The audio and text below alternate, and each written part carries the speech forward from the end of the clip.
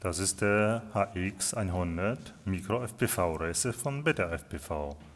Meiner hat einen Crossfire-Empfänger, der mit einer losen Antenne geliefert wird.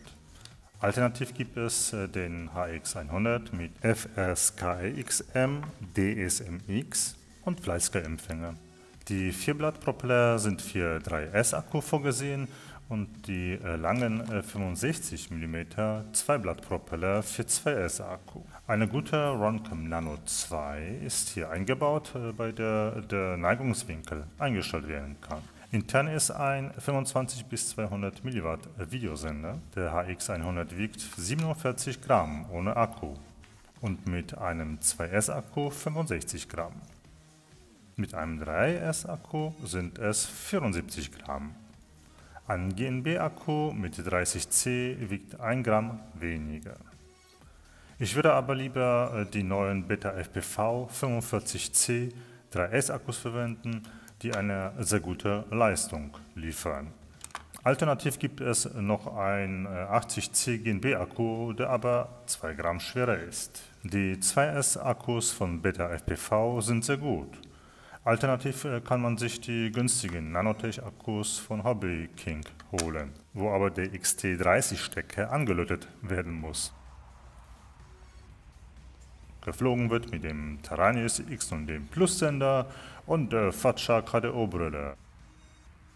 Der HX100 hat intern ein F4 FC mit 12 Ampere ESCs. Zur Sicherheit wurde ein Kondensator am XT30-Stecker angebracht, der bei 3S-Akku die Spannungsspitzen reduzieren soll und so die ESCs besser geschützt werden. Unter der Kamerahaube ist ein Schaumstoff, der das Board vor dem Dreck der Propeller schützt.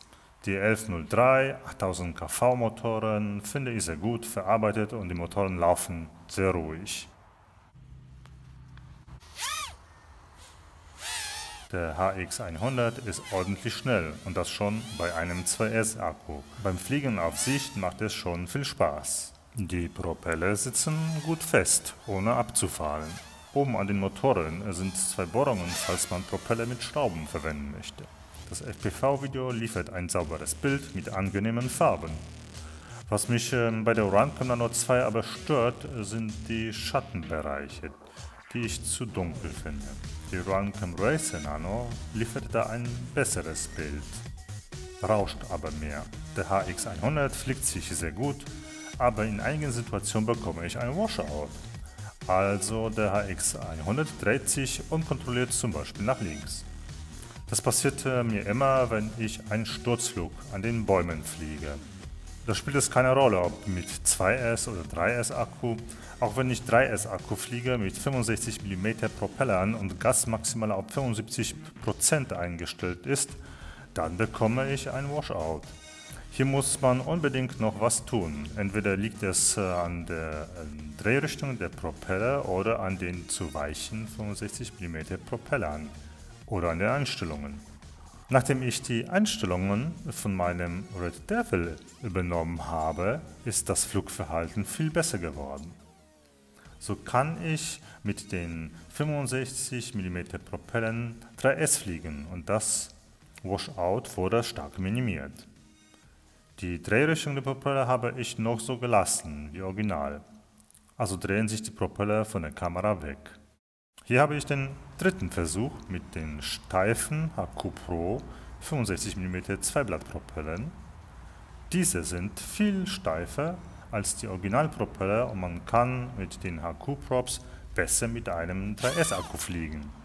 Der Flug auf Sicht sieht schon gut aus.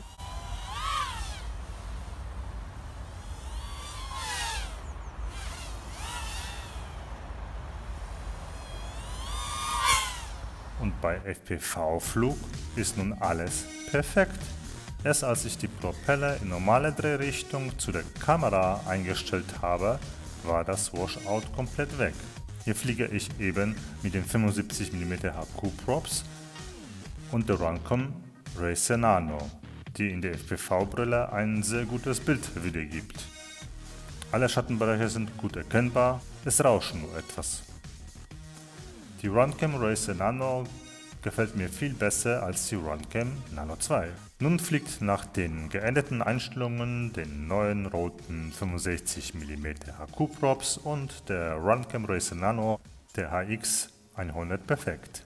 Schade, dass diesmal der HX100 von Beta FPV nicht besser eingestellt wurde mit den besseren HQ-Props.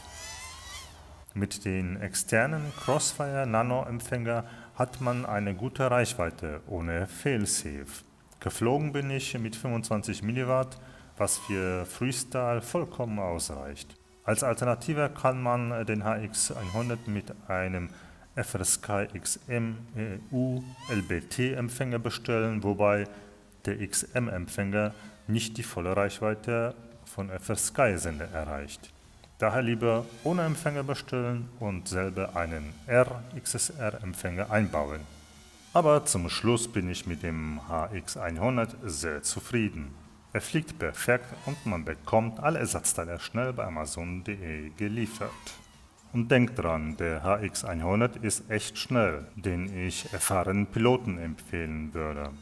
Für den FPV-Einstieg empfehle ich immer noch ein Tiny-Whoop wie Ishin Trashcan oder Beta 75X3S oder den neuen Beta 85 Pro 2.